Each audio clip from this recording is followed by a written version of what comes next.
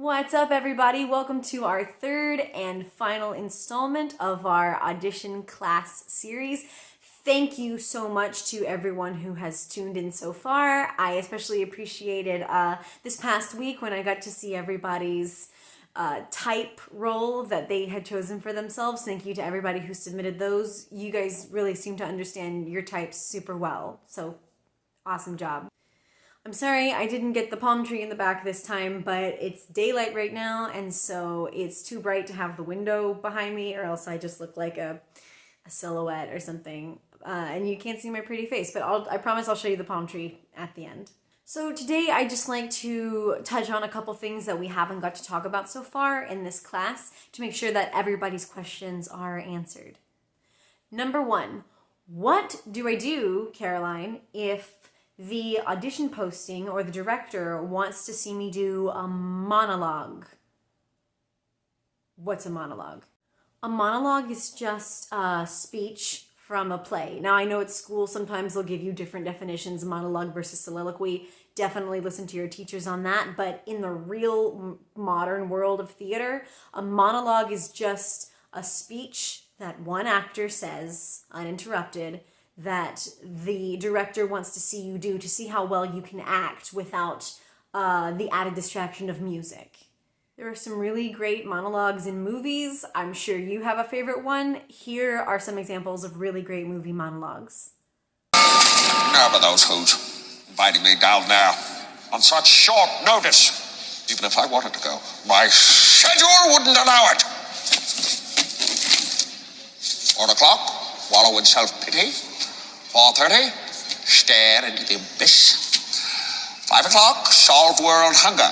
Tell no one. 5:30, jazzercise. 6:30, dinner with me. I can't cancel that again. 7 o'clock, wrestle with my self-loathing. I'm booked. Of course, if I bump the loathing to 9, I could still be done in time to lay in bed, stare at the ceiling, and slip slowly into madness. But what would I wear? You know, I just feel like women, they have minds and they have souls as well as just hearts, and they've got ambition and they've got talent as well as just beauty. And I'm so sick of people saying that love is just all a woman is fit for. I'm so sick of it. But I'm so lonely.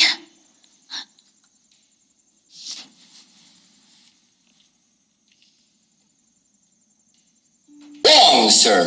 Wrong. Under Section 37B of the contract signed by him, it states quite clearly that all offers shall become null and void if, and you can read it for yourself in this photostatic copy, I, the undersigned, shall forfeit all rights, privileges, and licenses herein and herein contained, etc., etc., fax mentis incendium gloria culpum, etc., etc., memo bis punitor delicatum. It's all there, black and white, clear as crystal. You stole fizzy lifting drinks. You bumped into the ceiling, which now has to be washed and sterilized, so you get nothing. You lose. Good day, sir. I love those. But don't ever do those in an audition. Don't come into an audition with the Grinch reading his schedule. I guarantee you that will not work for you in an audition. Don't even try it. But Caroline, how do I pick a monologue to do for my audition? I'm gonna tell you. In the same way you would pick a song, pick a monologue that is appropriate for your type and is appropriate for the show that you are auditioning for. If it's a funny show, maybe pick a humorous monologue, or if it's more of a dramatic show, maybe pick a monologue that's got a little bit more weight to it.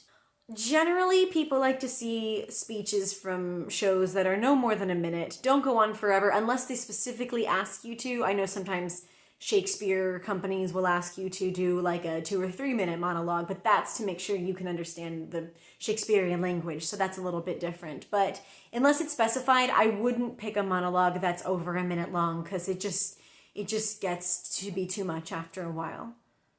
When you're trying to pick a monologue, I definitely do not recommend going to Google and just typing in monologues for kids or funny monologues or something like that, and then just choosing the top result that comes up.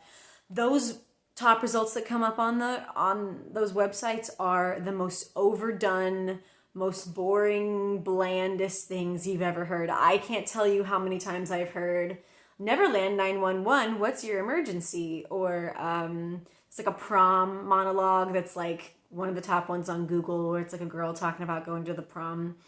Or there's one that's like, I ripped up our divorce papers and ate them with ketchup or something. Like, those are really, really popular. I hear them all the time. Also, don't do a monologue about getting divorced if you're like 16. That doesn't make any sense. Please choose a monologue that's appropriate for your age and your look. And don't do one for someone that's like way older than you or has very different life experiences than you, because that just won't make any sense.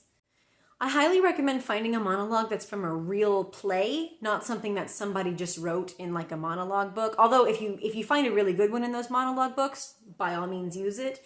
But usually a speech from a real play or a real show is going to be your best bet, because those have the most depth to them. They have the most context to them.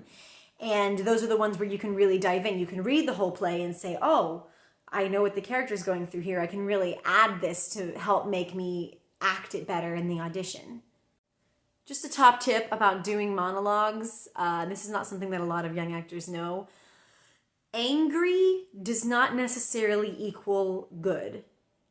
Being angry and yelling and screaming doesn't make the director think you're a good actor. I know it may seem that way sometimes, but I've been into a lot of auditions where someone's asked to bring in a monologue and it's just person after person coming in and yelling and screaming their head off because they think that that's good acting, and 9 times out of 10 all I see is somebody blowing their voice out and hurting their throat. If you can, this is another little top tip, people love funny, because like I said, a lot of people are going to choose to do these dramatic, heavy, screaming monologues. I don't know why people like to do that. I guess they need to scream or something. But so if the director is watching a bunch of monologues all day, they may have heard like 10 people in a row yelling and screaming. But if you can come in and make a director laugh, I guarantee they're going to remember you. If you can make a director laugh, then they usually really take kindly to that and will circle your name on their sheet. I know that was just a quick rundown of monologues. We didn't really get to dive into it. So if you have any extra questions about speeches or monologues, just feel free to reach out to me privately. And if you have any questions, I'll do my best to answer them. Let's talk a little about what happens after you've completed your audition. Top tip. There are 1,000 reasons why you might not get the part you want. A lot of times, more often than not actually, casting has almost nothing to do with how talented you are. So many times directors have to make very difficult decisions, and it may have nothing to do with you or what you did in the audition or how talented you are as to why you do or do not get the part.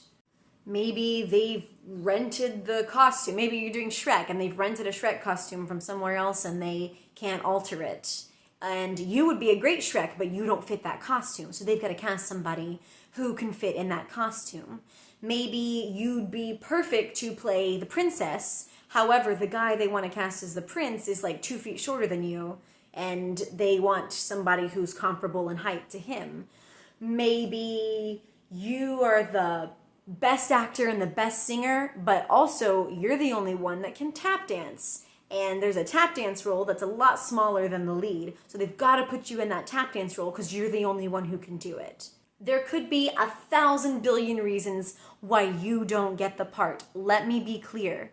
Just because you don't get the part you wanted, or even if you don't get cast, that doesn't necessarily mean that you are not good. That doesn't mean that you're not talented, and that doesn't mean that you didn't do well in the audition. It could be a million other reasons why it didn't work out. So please, do not take it personally if you do not get the part.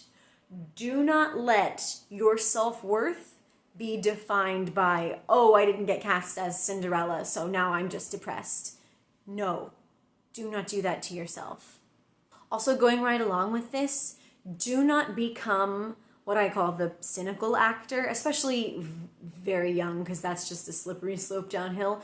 Do not become a person who starts to get snooty and talks about other people who maybe got the part over you, and, you know, don't be like a mean kid who starts to be like, well, why did she get the part? She definitely isn't good enough for it. Or why did he get cast? Yeah, right. Don't become a bully and don't become a cynical actor. I promise you that will only make people not want to work with you and not want to cast you in the future. Do not become that person. It is a real gift to be able to do theater. We are very lucky as actors to be able to do what we do. And I guarantee you, if you get cast in a show, you are gonna have the best time, whether you're playing, I don't know, Hamlet, or whether you're playing Tree Number 5. We are all becoming a family. As an ensemble, we are building this show together. We are not here to talk about each other and be snooty about each other and be jealous of one another. That has no place in the theater. None. As an actor, in the professional world anyway, you may go to 50 auditions and you hear 49 no's before you hear one yes. You're gonna hear a lot of people tell you, oh, you're not right for this part, or you're too tall, sorry, we need someone who can juggle, whatever it may be. You're gonna get rejected a lot, but then it all becomes worth it when you get to that 50th one and you hear, yes, we do want you, come be in our show. It's okay if you don't get cast. It doesn't mean you're not good. It doesn't mean the director doesn't love you. It just means you're not right for this particular show at this particular time. And that's okay, because you know what? There's always another audition. There's always another audition. I have a feeling that when theater returns post-COVID, it's going to be bigger and better than ever. So, quick review of everything we've been over. Number 1, confidence. Make sure you enter the room and walk out of the room and you are confident the entire time you are doing that. Hydrate, drink water, practice, come prepared. Make sure that you know what song you're singing, the words to it, and what show it's from. Know your type. Make sure you pick a song that's appropriate for the show and your type, as well as a monologue that if you have to have a monologue, that's appropriate for your type and for the show. Wear something comfortable but professional. Plant your feet. Make sure when you're standing in front of the director doing your audition that you don't look super nervous. Smile. Remember, acting is just 50% showmanship, so really come in with a good attitude and show everybody what you can do. Don't apologize. Stop apologizing. Remember, everybody wants you to succeed.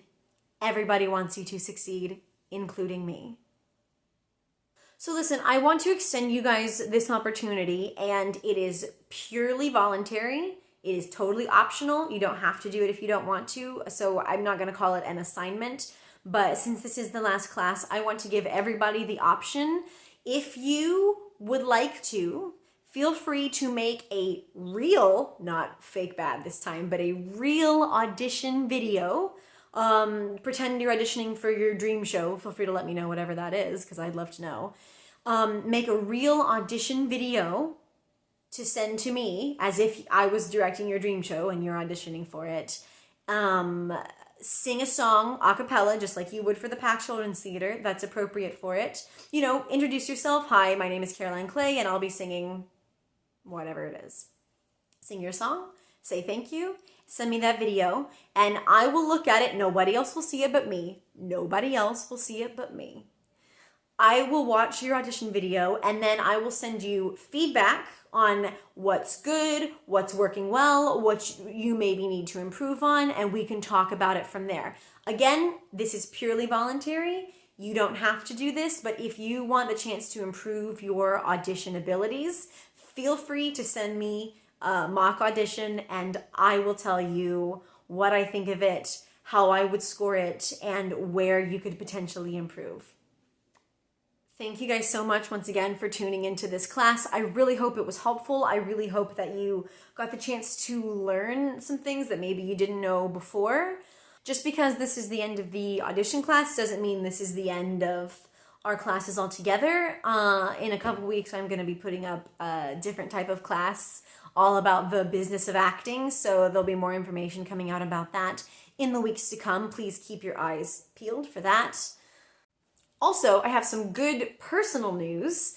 I'm down here in Florida still, just a reminder, I'm down here in Sarasota and we've been doing our show for 2 weeks and the producer has come to see it and he pulled me aside after the show. I guess he really enjoyed it and he really likes me in the role so much that he has offered me to come do this show again and play this role again that I'm playing Rachel at his other theater, which is in Sugar Creek, Ohio, which is like the northern part of Ohio, for like May to November. So I told him I would. So if you are interested in seeing me on stage, you may get the chance to if you feel like driving a couple hours north to Sugar Creek, Ohio. I'll be playing Rachel in The Best of Me sometime May all the way to November. I don't know. I can post dates for you guys as soon as I know what the dates are, but there's usually like 5 or 6 shows a week, so I can let you guys know, and I would love to see as many of you there as are able to come. It is a family-friendly show. I don't know if little kiddos would like it so much, but it is family-friendly, so everyone is welcome to come who would like to come, and I hope to see you all there. I promised I would show you guys the palm tree before you left, so there you go. There's your Florida palm tree. My room faces the back of the hotel, so I just got like a parking lot view. But this is what I see every day. You know, some tour buses and stuff. Looks like a trailer park over there. Kind of cool. Anyway, thank you guys for tuning in. Love you all, miss you all. Stay safe, please. Stay healthy. Wash your hands. Hope to see you all soon. Bye-bye.